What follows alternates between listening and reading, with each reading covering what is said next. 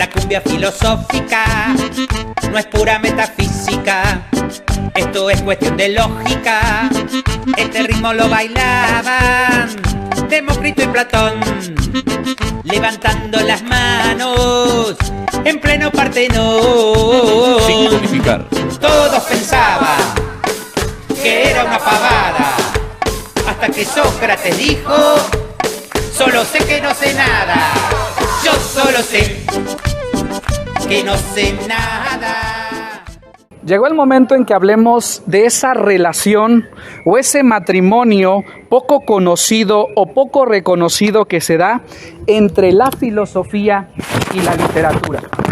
Normalmente cuando pensamos en la filosofía, sospechamos que es una disciplina cuadrada, con mucho grado de seriedad, en donde todo tiene que ser verdadero y todo debe responder a las reglas de la lógica. Por el contrario, cuando nosotros empezamos a estudiar la filosofía, nos percatamos que la filosofía tiene 4 características. Se origina con los mitos, trabaja sobre relatos, inventa otros mitos y reconstruye el relato. La filosofía, en este sentido, es un lenguaje. ¿Por qué? Porque a través de sus códigos, a través de sus herramientas, a través de lo que se dice, la filosofía está trabajando sobre la deconstrucción de discursos.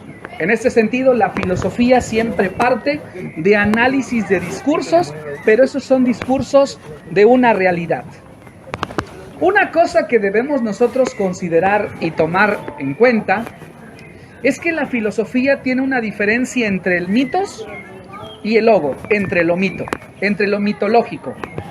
Nosotros leemos los diálogos de Platón, nosotros leemos el estudio de la ética Nicómaco de Aristóteles, trabaja con mitos. Nosotros analizamos en estas obras que los filósofos se remiten a Hesíodo, se remiten a Heródoto, van y buscan en otras leyendas, en otros mitos de otros autores para construir el pensamiento. Por ejemplo, si nosotros pensamos en el poema de Heráclito, encontramos una filosofía del ser y del no ser, pero escrito en poesía. Si nosotros acudimos a los relatos de Heráclito y a los relatos que nos están planteando las posibilidades de lo que está hecho el mundo, todos van a un relato distinto: al agua, al fuego, al amor, a la tierra, al apeiron, al devenir. La filosofía y la literatura tienen un trabajo juntos, pero ¿quién hace ese trabajo juntos? El hombre que piensa, el hombre que se plantea la pregunta esencial, el por qué. Un ejemplo que nosotros podemos tomar en relación a la filosofía y al mito es cuando nosotros pensamos a Lilith. El personaje de Lilith, después de la epopeya de Gilgamesh, después de que ha sido derrotada por Gilgamesh a través de su gran hacha, destrozando el árbol, Lilith se convierte en esa serpiente, madre del conocimiento y la sabiduría, pero al mismo tiempo se convierte en ese sujeto de pecado, tentador. Por este sentido, la filosofía feminista aplica el pensamiento feminista, filósofo feminista, para reinventar un discurso de la mujer desde un mito regenerado de Lilith. Podemos pensar la idea del diablo o Satanás, no se asusten, o la idea del chamuco. Bueno, pues tenemos una idea en el mito de Lilith. En el mito de Lilith, Satanás es un ángel caído, pero al mismo tiempo es un sujeto con la esperanza de volver a ver a Dios. Pero en John Milton, El paraíso perdido, el diablo o Satanás es un sujeto caudillo, es un sujeto que arma una revolución y crea su propio reino en el inframundo, y que en la obra de John Milton se representa probablemente debajo de los países balcánicos, según las narraciones de John Milton. Pero también nosotros podemos ir al mismo personaje, el diablo, Satanás, Lucifer, y veremos otro personaje de la literatura, Dante Alighieri. en donde no nos habla del diablo en toda su obra, sino que de él nos habla en el último círculo del infierno, donde Dante y Virgilio tienen que escalar el cuerpo de Lucifer o de Satanás y poder pasar por encima del cuerpo de Lucifer y Satanás para llegar a ese lugar esencial que es el cielo, que está figurado a través de la esfera. En la obra de Dante Alighieri aplicamos la filosofía y también aplicamos la matemática. ¿En qué sentido? Que hay figuras matemáticas que nos representan cómo suponemos el purgatorio, cómo suponemos el infierno y cómo suponemos al paraíso como un lugar perfecto en forma de una esfera. La literatura y la filosofía se unen, se encuentran, se vinculan o copulan para hacer pensamientos. El pensamiento de Dios parte de una metáfora. Toda la idea que nosotros tenemos de Dios la podemos rastrear en la literatura griega, la podemos rastrear en la literatura latina, pero no solo allí, también la podemos rastrear con los babilónicos, con los sumerios y con los persas. Un detalle a considerar aquí es la historia. Conforme nosotros evolucionamos, conforme nosotros vayamos construyendo el mundo, nos aparece la historia que modifica el pensamiento filosófico y también modifica la literatura.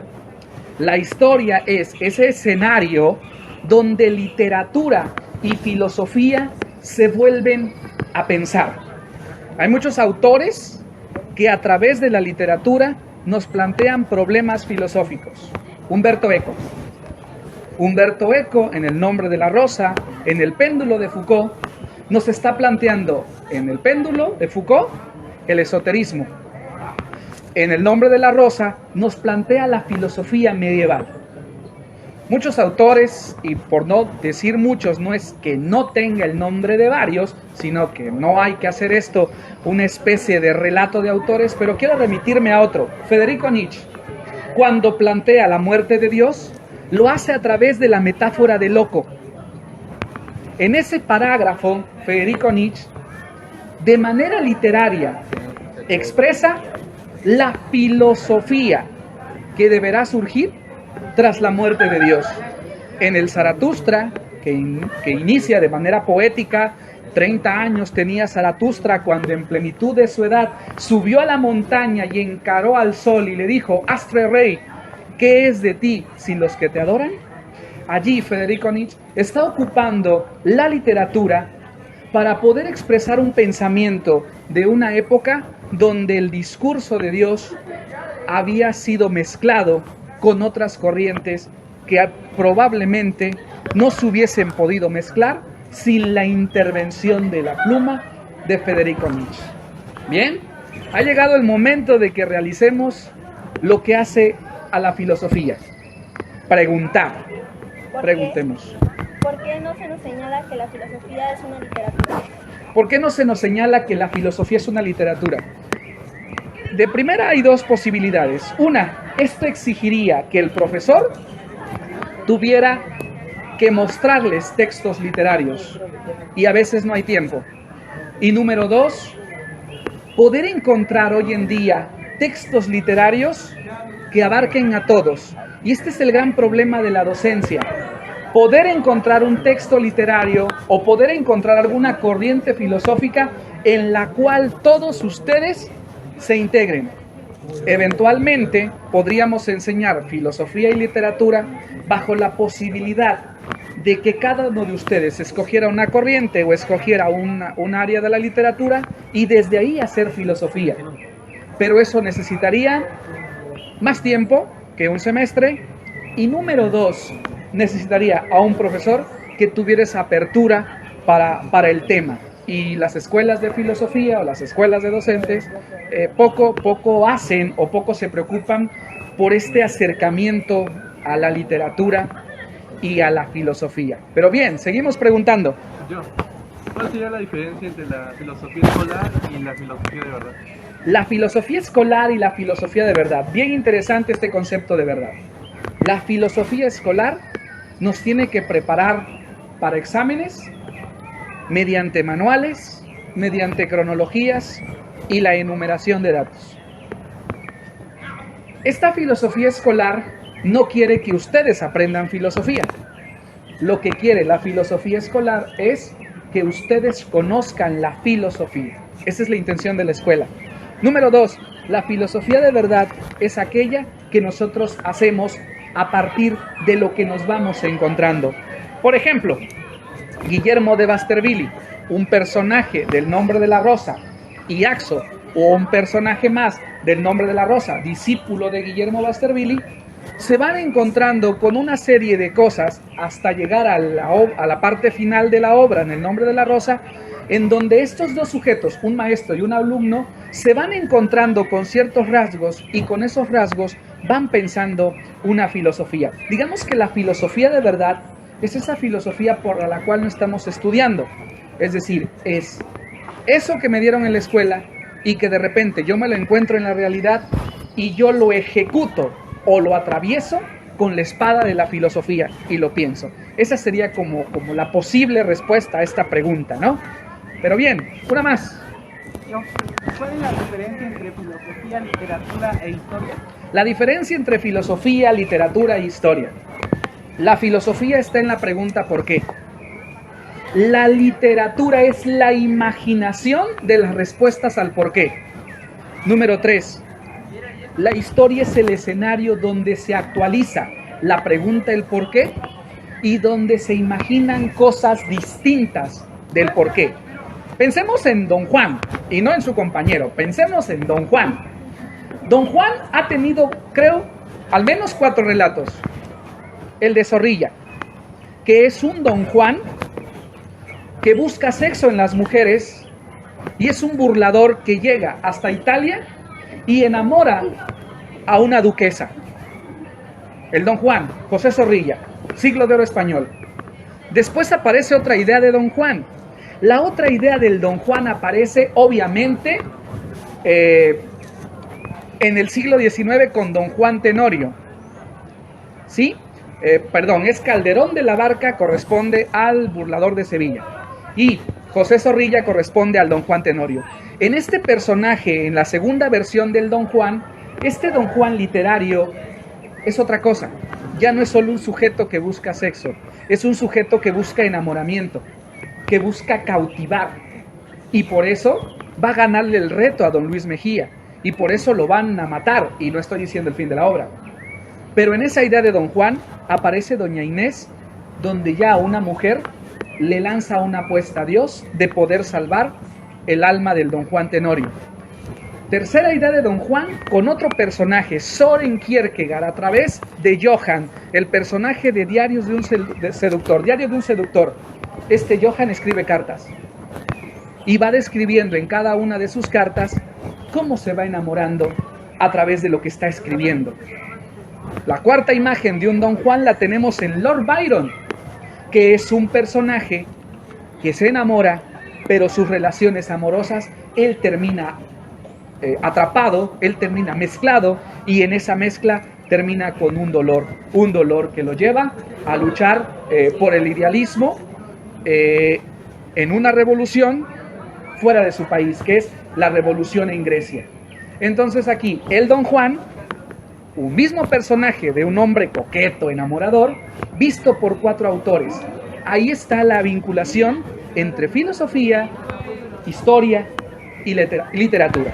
Una más. Va.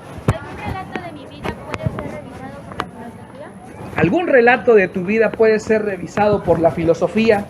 Sí.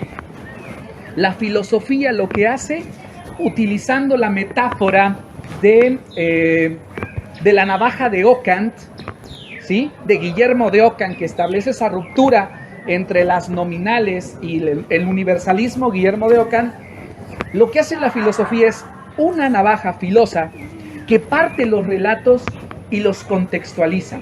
Por ejemplo, si nosotros leemos a José Saramago en Ensayos sobre la ceguera, parte la escena de un sujeto que va manejando un auto y a media calle empieza a tener una nube blanca en sus ojos y todos le empiezan a pitar uno se da cuenta, uno de los que van de choferes o uno más que está en la calle, se da cuenta y lo lleva a su casa.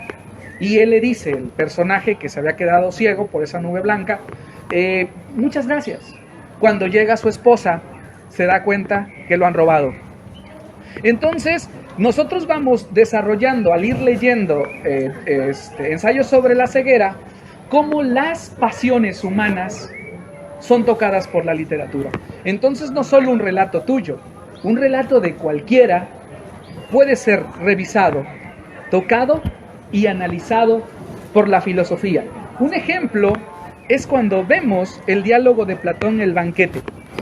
Cuando expusimos ese tema, todo mundo se sintió identificado con alguna de las nociones platónicas que se escriben o que se narran en ese diálogo. Entonces, sí puede ser revisado cualquier relato de nosotros, de nuestra vida, de esta, de la que pasó y de la que sigue. Pero bien, muchachos, ¿algo más que decir? En el 92 se enseña y se aprende. ¡Listo!